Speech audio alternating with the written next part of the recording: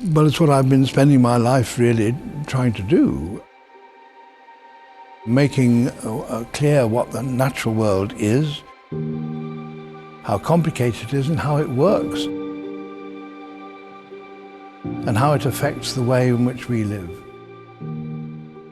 I think Sir David is really one of the, or if not the, best broadcaster in the whole world. Millions of people know him. Children of 7 and 8 know his philosophy about protecting the earth. I mean, he is a giant. You know, he's very charismatic as a person. He has great charisma, he has a fantastic voice, a very musical voice, and I think the quality that he had as a young broadcaster is the quality that he still has. You could almost argue that his name is effectively the definition of quality, authenticity and trust when it comes to natural history. That's how much of an influence he's had over his many, many decades of work.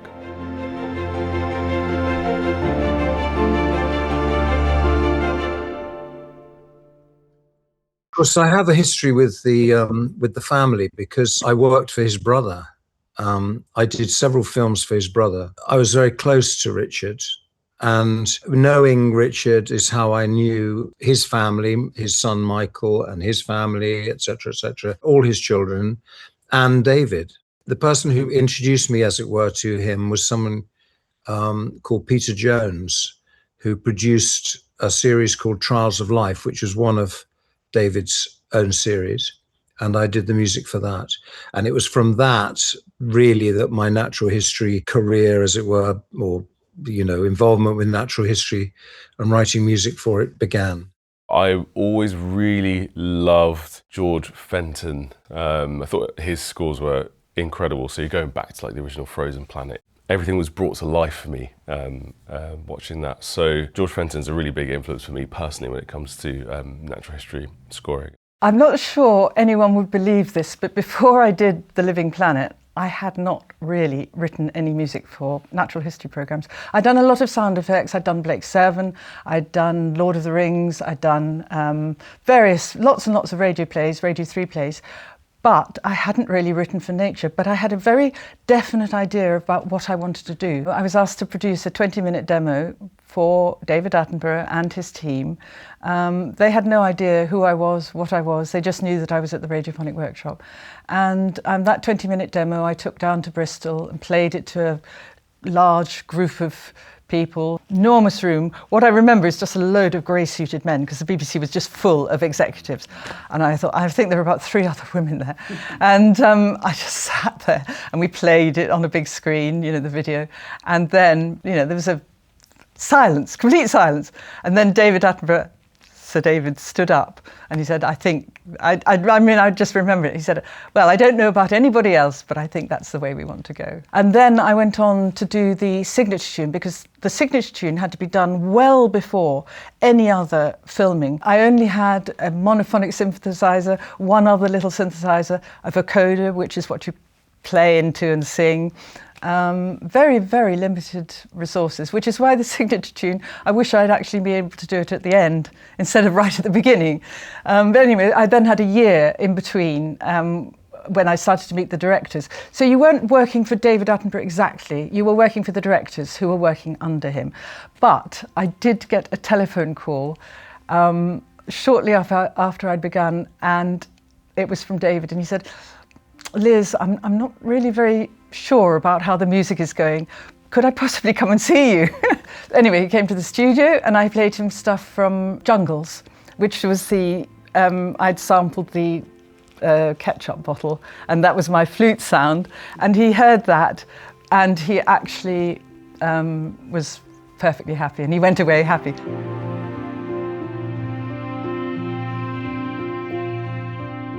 I think there have been some interesting things that have changed it over the years. So if I go back, for example, to the Trials of Life, you know, generally, if you look back at those programs now, they're all short sections. So the music, by definition, was quite incidental. In my head, I had a series of colours and of sounds that I wanted to use. And particularly when I actually started working seriously on the music, I had a new PPG German thing, very unreliable, but it had a wave term, which was a sampler, so you could put your sounds in, and that transformed everything I was doing. It meant that I could really go along with my philosophy of trying to get natural sounds as the basis for the music. So quite often I'd be using waves within the music.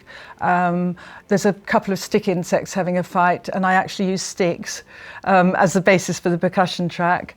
The weedy sea dragon, which I know is one of David Attenborough's favourite things. The weedy sea dragon, I used a comb, just rippling down a comb and sampling that. So I was really trying to get the music to emerge from the natural sounds, and that was my basic philosophy. What changed very much, I think, was the time invested in filming, which in my experience began with The Blue Planet. They shot 10,000 hours of footage. And because they had done that, they were able to construct much longer stories. And so the fact that they could create a longer story meant that changed then the opportunity really for music to become more, I think, more narrative in a way, because they were telling stories that had in some cases, a beginning, middle and end as a story, you know. The BBC Natural History Unit is obviously a titan of the natural history world. They were looking for a composer who had a lot of experience in the world of drama, because they were looking for something a little bit different, which was going to fit this series Kingdom, which is a bit different. They had 4 animal families and they were following them across these 5 years and telling the story across the episodes in a very kind of interweaving way. So I was given the opportunity to pitch for it. So I kind of wrote some music based on some really early cuts and ideas and thoughts and sent it in, and they liked it. And you know, what's nice is that one of those ideas is the main titles. The whole idea of going to Zambia was basically something I'd said from the very beginning. I wrote some themes for the 4 character families. I had a number of singers and I cast them for the characters. So for example, the leopard family, there's a mother and there's a daughter, and they were really important characters. So I basically cast an alto voice for the mother, so it's kind of deeper and felt a bit older, and a soprano voice for the daughter, so it felt a bit younger. Whilst I was there, an opportunity came up to hire a lot of traditional instruments. So I had this big studio and I had all these traditional instruments out, and I sampled each of them and came up with loops and ideas, and honestly so much of it is in the score, which I'm really happy about, because that was the intention. And I started playing the piano when I suppose I was 7 or something of that sort, and I got better till I was about 11, and I think I've got worse since then. He's very musical. He's a good pianist, and he has a wide knowledge of music. I don't think he's ever wanted to write music for what he does, but I think on his own shows, I think he does have quite an important opinion, you know. He's like a Renaissance man. He is so erudite and so thoughtful, and huge classical music knowledge. Any program that he's involved with, it's like he adds a little bit of gold sparkle to it. You know, it's something that becomes even more special. We always had a funny thing going on. He would say to the producer, he'd say, "I wish I could hear the music before I do my commentary." And I'd say, "No, I need to hear the commentary before I do the music," because and he said, he used to say, "Would it be so helpful if I could hear the music?" And I say, no, I don't need you to hear the music. I need to hear the commentary, because your voice is so musical that it's much easier for me to understand the sequence if I hear not only what you're saying, but the inflections in what you're saying, and so on, to kind of guide me in what I write. So anyway, we never really agreed on that one, but yeah, that's how it generally worked out. Working on a David Attenborough natural history series was one of my goals in life.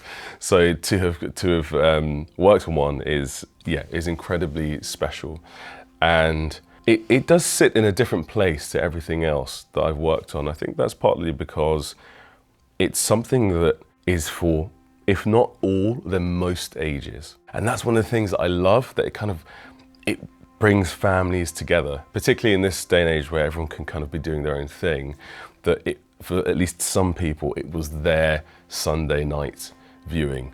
And they could all watch it as a family and experience it. I think the last one I did, which was Wild Isles, because it's about the British Isles, it's about him at, home. He's in it. And that, to me, always gives something extra. So however magnificent the Blue Planet, Planet Earth, Frozen Planet, Life, and all those things, that in Wild Isles, he's actually present. He was in his mid-90s then, and still, lying on a rock on Skoma or somewhere in the middle of the Irish Sea or wherever it is, off the coast of Wales or something. He's still there at midnight, still in a bird colony, still talking to camera, just like he did before. And so I found that really, really,